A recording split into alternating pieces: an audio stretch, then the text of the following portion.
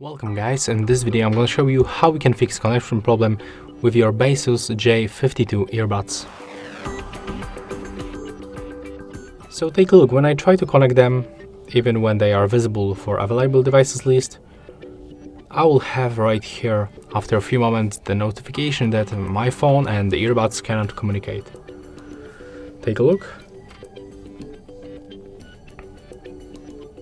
As you can see, here we have this notification, and let me show you how I fixed that problem. So first of all, we just have to go back from this Bluetooth list on our phone and be sure to power off the Bluetooth. Next, you have to input your earbuds to the case, then simply close it and open and remove both earbuds from the case. Of course, you have to also remember to charge them at least to the 50%. So at the bottom you can find input for the USB-C cable. And as you can see, when we open this case and remove them, the right earbud is in the pairing mode. It's blinking red and blue quickly, so it means that everything is fine. Next, we have to power on Bluetooth on our phone.